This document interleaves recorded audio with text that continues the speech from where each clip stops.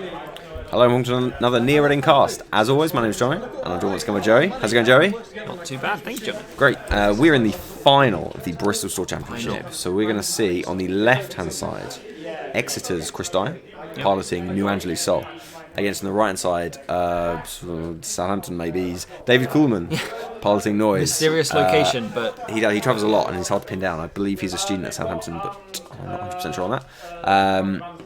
Both these guys are very good players, though, and as we mentioned at the end of the previous video, both of these guys have won a couple of store championships. So, yeah, not too surprising to see these guys at the end. So, we're going to see a term on targeted marketing for ESOPs from Sol against Noise. I'll allow you to comment on if you think that's a good idea. ISO R&D and hedge fund. So, let's talk about targeted marketing for ESOPs. As we see some aggressive Lamprey HQ pressure from Noise. I would have said wild side. Yeah, I mean maybe it depends on the deck that Chris is playing. He's playing like an economic battle kind of thing. Yeah, sure. I think wild side is more likely to get you your 10 credits. What's this? That he did well to see that. Yeah. This changes things. Okay, so he's going to run again because keeping the economy down is quite a good idea. He does see the Jackson again. You'd really like to trash it. I understand why he didn't with only 4 credits and ESOPs. He's going to install a Jackson, draw some ice and install some. Yeah, I expect so. Ice on HQ would be good, or has he got 2 score? He's got at least 1 scorch. I think about 2. I mean, draw of kill pieces isn't the end of the world either. So, let's talk about Scorched Earth. Install an imp, run. I'm very familiar with Butchersol. It'd be interesting to see if he's going for a sea source or a mid-seasons kind of thing. I guess I wouldn't be surprised for it to go either way, or both. Such a pity you couldn't install an imp first. You'd love to see an imp now. Oh, yeah. You would, yeah, agree.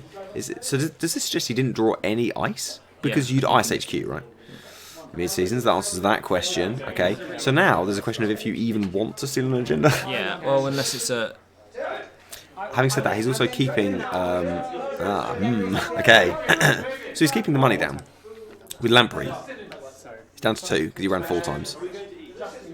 I wonder if... It's definitely the right decision, I think. You kind of want an agenda now because he won't be able to play. He won't be able to play the mid-seasons. Yeah. Unless you steal a Exploder. I mean, that's a risk. I mean, there probably is. So it's all Ice on HQ and 2 credits. We didn't see Ice during those runs, so he maybe have just drawn it. It's pretty good though. Yeah. So that was a little dance that happened at the beginning of the game, and now we're going to restart. Bit of a Lamprey lock dance, yeah. So. Yeah, he never. So we're going to act as a hedge fund. Not ideal. It's still wild side, okay. You can live without ESOPs for a while, but. Yeah, it's an interesting choice, but maybe you're right. The denial thing because he wants the mid-season. So. Maybe that's why, yeah. I'm just trying to keep poorer. Yeah. He didn't really care if he's got cards. So let me ask you a question then. In Noise, do you have any meat damage protection? Do you have Plascrete? You got I've had worse? I do not play I've had worse. Okay. But I do play 1 Plascrete. 1 Plascrete, okay. Which I'm thinking of taking out. And you've got like too many imp. new toys. Okay. Yeah, I think Lamprey and Imp are your friends. Okay. But I did used to like Plascrete just because of 3 Peddler, and there's nothing better than a Plascrete and Peddler. It's amazing. Yes. Sure. Like sea source, I can believe that. traffic accident. Wait a minute. Install a Plascrete. Yeah. So good. Yeah. In fact, there's a Plascrete in hand. I just saw it. Right. So David has a Plascrete. He has no money. Yeah. So you could take 3 and install Plascrete. Yeah, well, he doesn't need to install Plascrete till he runs, does he? That's true. If he doesn't run, he doesn't need to. It's interesting to play Plascrete. I think there's not most Noise players play I've had worse, but when you deck yourself, when you're trying not to run and ESOPs. Okay, so he's given in, which means a healthy 10 credits are going to cascade into the corp coffers. Having said that, it's great. That targeted marketing is now blank. Yeah, well, he's going to become something else pretty quickly. Yeah, I mean, he can obviously, if he loses, let's see, how does this work? If he has another one in hand, he can play it. If an agenda is stolen, the current gets trashed, so he can play it again. If the current is scored, he can't play it again because the current isn't trashed. B is another copy. So he's going to have to think about what to name. What do you name? with the knowledge I have, So he's going to name cash. I would name Plascrete. Yeah, I mean, he might not know if he has Plascrete. So Yeah. with knowing there's a Plascrete in the hand. And you can't name, unfortunately, I've had worse, or the like, because it doesn't technically count if it triggers from damage. Oh, maybe it does. Does that count as... I'd have to read the card, actually. That's too late by the time you're trashing that, isn't it? You want the money to get the mid-seasons off. Yeah, you're right. Which is still a huge problem for, like... Yeah. So his name Cash, that's... Plascrete does not solve... But there's a theme here of him naming economic sources. So, I get the point. He's trying to keep him very poor, as we see the Plascrete come down. But that's not He's really trying to going get to save him really because rich. If the mid-season triggers, he won't die, sure, which is great when you know that 3 of the cards in his hand are kill pieces. But if he loses his resources, then... So we've got install advanced on remote. What could that be? Exploder? Astro? That he's happy to give up? Could be an Astro. Breaking news is the worst case scenario. Breaking news. That would be bad. Because he'd also be tagged. You've got no money. Yeah. You can either just... You can't kill him because of the Plascrete, but I wouldn't try. I would trash Wildside and Aesop. If you've got spare murder, you can always do it. But yes. Trash Wildside and Aesop and you just start scoring out then. Yeah, you're right. Well, I guess we're going to find out. He's probably going to score. So he's going to run. So he's going to run the remote, okay, after running R&D to try and force a res, I guess. He didn't get a res. Let's see if he checks the remote. He's going to see it. Okay, oof. That is... Bounces the Plascrete and then scores a breaking news and kills him. That would be amazing. That's a crazy turn. Yeah, he's got a click left to install it? He does have a click left, so he wouldn't lose it. But yes, that would be good. He does have 1 click left. If he continues and it's an Enigma, then he might lose the game, so... That's true. Yeah, let me find out if he's got...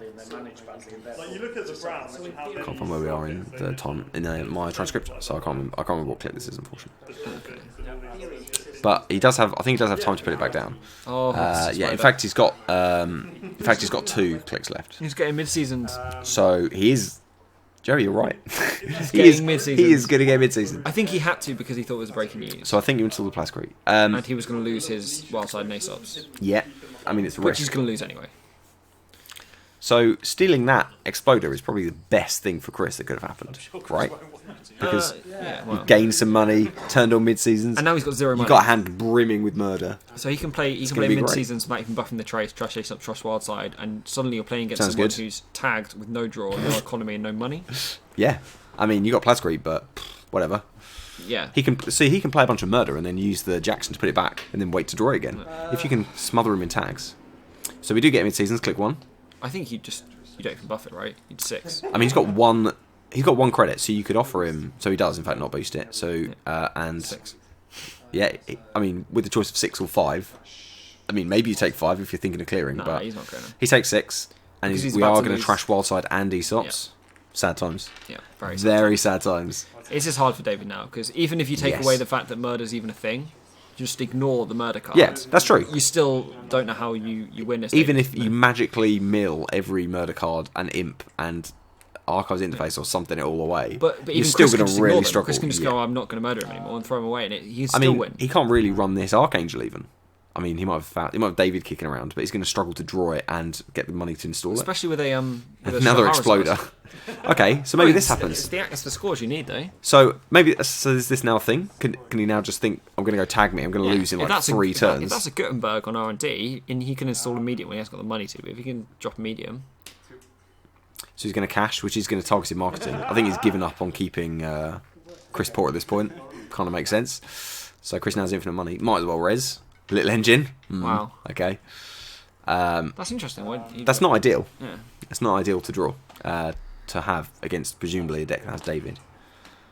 But it'll work here for sure because he's not about to install David, is he? So I mean, maybe you do. Yeah. You pay 3 to install David and run 2 counters. Oh, he's going to lose if he's got David, he's going to lose it to... See, Scorch now just becomes a great card to say lose your hand. So we've got turn 1 Scorch. Click 1 Scorch. If you've got 3... Well, we know he's got a traffic accident as well. So he's going to use the Plascrete. He obviously wants his hand. I would always take damage to the hand first, no matter how good it was, but it may not matter anyway. So we're going to get traffic. Let's see if he's had worse. That's not what you want to see. And no. So if there's a Scorch, which there is, Sorry, Noise. Yeah. He has got blued up. Shouldn't have taken those film plots or whatever that agenda is. Yeah, but no, he had to, because if it was breaking news, then... Yeah, But he also had seen the mid-seasons, and he knew he didn't have enough money to... Oh, it's tough. It very was tough for Noise. Against a Butchersol, for want of a better term. I've heard it referred to as. Yeah. Yeah, I mean, Chris kind of went into that game with a very clear plan, which was that he was going to deny economy. He's going to make sure he had the economic advantage. Once he knew he had it, I mean, we should probably also say he was quite lucky because he very early on had a scorch and a traffic and a mid-season. And 2 target marketings. Yeah, and targeted marketing early as well. So he was able to throw the agenda, throw the exploder into the remote and say, best case you take this. Yeah. Even if you don't, I'm going to score an agenda. Yeah. So or probably not. Probably wait a couple of times before he could leave it. Yeah, just slow roll it. Yeah, it was tough. And against that sort of deck as Noise, one of the disadvantages is people know your cards, your key cards. Yes. Perfectly. Like targeting marketing is not hard. Like Aesop Wildside. Yeah. Even if you get it wrong, if they say Wildside you've got Aesop's in hand, or they say Opson you've got Wildside in hand, you can make that mistake. But they know you need Aesop's Wildside, Pancakes, Caches, Grimoire, like Faust. It is. You know the cards that are going to be on the table. You know the order that they want to play them. So you can literally just chain them one after. Oh, when they finally install Wildside, you then name Aesop's. And when they install Aesop's, you name Cash. Or you name Faust. Or you name David.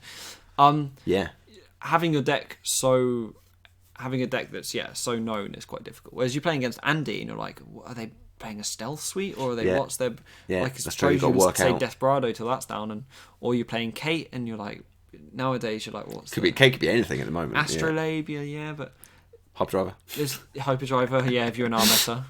There's just very few runners that's like, I know what you're playing and you need to install them. You will install through the targeting marketing. Same with Wizard, right? You say Wildside and then you say Faust and so on and so forth. So that is a problem against targeting marketing. That's why you always play Hacktivist. Yeah, Hacktivist is a good card. Which is to say that I've never played it, but I've played against it. It's super annoying. Yeah. Okay, so as we saw in the previous video, Chris came out of the loser bracket. So it's not all over. We're going to have a second game in the final. So they must have played. This must be the second time they played this. They must have played the winners final as well. This is actually going to be the 5th time they played. Swiss, because they played twice in the Swiss. They played in the winner final, and now they're going to play a second final. And David obviously won the winner final game. Yes. Yeah. So he must have been feeling quite confident. Oh, that's a good point. Yes. So let's see. I think they split in Swiss. So I think they're now 2-2. Yeah. I think. Because David would have won previously in elimination. But David was 2-1 going into this, thinking I need to win one of 2. Probably feeling pretty good about himself. So the alternative matchup we're going to see him swap sides is the Wizard, which we actually saw a minute ago, the Dumble Fork, against NEH. It's actually Acid Spam NEH. Yeah. Now you're kind of sucking, you're breathing through your teeth and kind of pulling your hair out at me. It's not. I mean, I don't play Acid Spam NEH. I do play NEH. You can beat Wizard. The Wizard's ability is annoying, but you can very easily install more agendas, especially in Acid Spam. You can out install Wizard. The real problem is you don't have a lot of ice. Yeah, so which gets destroyed. When they're all about ice destruction. And you can't deny, even though you can install more things than he can trash, the fact that they can trash those things. Because there's some things you have to trash, right? You have to trash Lumber Temples. You have to trash DBSs. There's just things you have to go after. Turtlebacks if it's early, team sponsorships possibly. Yeah. That not being a tax for your opponent is huge. You sort of rely on those things being a tax. But okay, so it's not an economic tax, assuming he only runs once a turn to trash that stuff. It's not an economic tax, but it's still a click tax. Yeah. And in many ways, clicks are more valuable than money to this kind of Wizard deck. I think they tend to run a little poor because they're Faust. Like, they have some daily casts to get their rig out, and then they just whatever. It still is very disruptive. I mean, it's not an auto lose for sure, but you would rather be playing against Reyna than Wizard, say, like same deck. Like Wizard is still the deck you would choose to play against this. You would still choose Wizard if you had to. If you knew you were playing this, I think you choose Wizard. So okay. Anyway, it'll be interesting to see. Yeah, I'm both good decks. I've played this matchup both sides a few times, and it's always interesting to see how to deal with Wizard and how to deal with the asset spam. So looking forward to it. Yeah, great. All right, so that'll be next. So I'd like to remind you, viewer, that you can find all our videos at the website, neilreddinggrid.co.uk. You can find us on Twitter and on Facebook as well, and you can find us on Patreon if you'd like to support the channel. Thank you, Joe, for helping me commentate. Thank you very much. Thank you, viewer, for watching, and we'll see you next time.